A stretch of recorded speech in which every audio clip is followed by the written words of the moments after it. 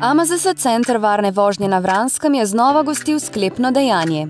Veliki finale izbora Slovenski avto leta 2019. V tej največji in najbolje opremljeni akademiji vozniških znanosti smo novinarji vseh sodelujočih uredništev tik pred sklepnim dejanjem vseh 5 finalistov znova postavili na asfalt in še enkrat temeljito preverili, kaj zmorejo. Pri tem nič ni prepuščeno naključju, saj žirija avtomobile oceni v skladu z merili izbora. Ta merila obsegajo obliko avtomobila, vozne zmogljivosti in lastnosti, funkcionalnost, gospodarnost, varnost, cenovno umestitev ter primernost za slovenski avtomobilski trg. Prav zadnje soočenje finalistov nemalokrat razkrije tudi tiste najmanjše in najbolj skrite zaklade. Blaž pa jih imamo, zopet 5 finalistov za slovenske avto leta. Začniva pri avtomobilu, so mu gledalci, bralci namenili največ glasov, Škoda Karoq. Avto dejansko nimamo kaj očitati, se mi pa zdi, da je Škoda zelo pridobila na imidžu, hkrati pa zgubila tisto ljudsko stran. Ja, se mi zdi, da so pri Škodi hoteli tudi s Karoqom v bistvu ponoviti uspeh Kodiaka in vse to prenesti na manjši razred, pri tem pa mogoče zgubili majčkeno originalnosti oziroma individualnosti. Se še spomniš Jetija? Ja, pa se mi še vedno kovca po njem. Blaž, morda se sliši malce nenavadno, ampak meni se zdi T-Roc najbolj posrečen oblikovan Volkswagen zadnjih let.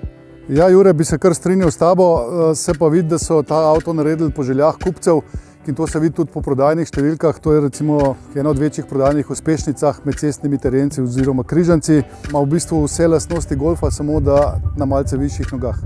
Pa malce prostornejši bi lahko bil. Ja.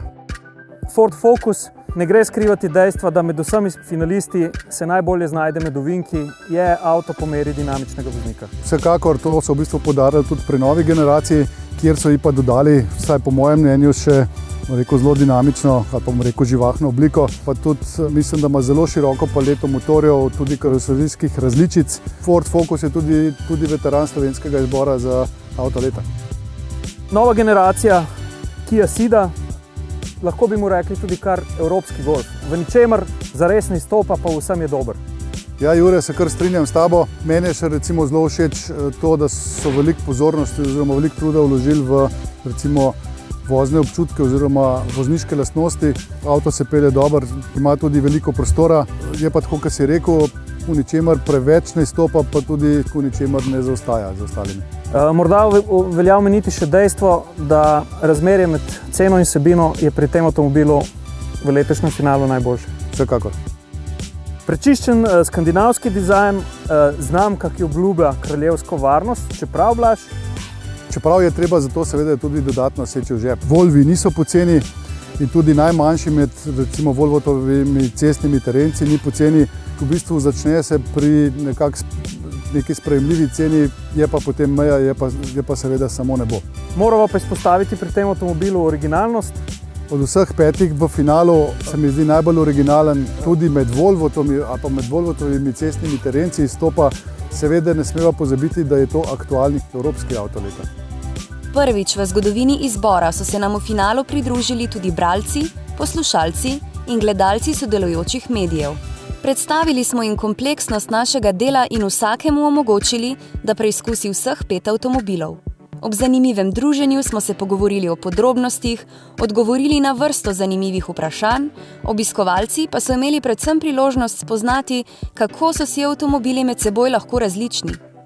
Udeleženci so se strinjali, vsi finalisti so zelo dobri avtomobili, a podrobnosti so tiste, ki odločajo in delajo razlike med povprečnimi in najboljšimi. V sklopu izbora smo bralcem z ostalimi novinarskimi kolegi pripravili tudi 4 delavnice na temo varnosti, pogona, povezljivosti in uporabnosti. Ob avtomobilih so se razvili zelo zanimivi pogovori, ki so še enkrat potrdili, da se marsikateri slovenski kupci avtomobilov odlično spoznajo na tehniko. Takoj po zaključku voženj smo pred kamero povabili bralce Motorevije. Prišli smo sem, sprobali smo vse avte, zabavali smo se, lahko smo malo pritisnili na gas. Smo se imeli dober, tako da ful dobro dogodek. Hvala. Zdaj, prvo moram reči, da slabega avtomobila med temi ni. Glede na moje preference, to se pravi, ko imam rajš dinamično vožnjo, bi pa dal na prvo mesto Focusa.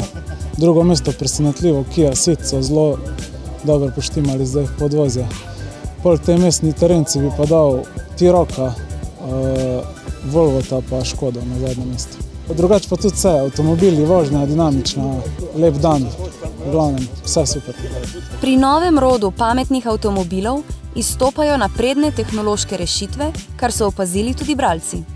Kaj bi rekel, dosti bolj zanesljiva vožnja glede na tehnologijo, ki je danes za moje pojme neverjetno napredna.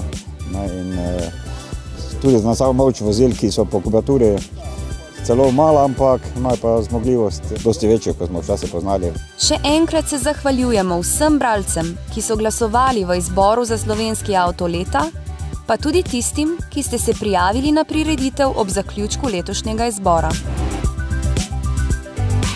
Ford Focus je naslov slovenski avto leta osvojil že tretjič.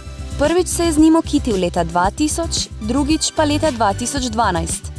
Nikoli doslej pa ni zmagal tako suvereno, saj se je žirija, ki jo sestavljajo avtomobilska uredništva 9 medijev, povsem soglasno odločila, da je najboljši med 5 finalisti letošnjega izbora za slovenski avto leta.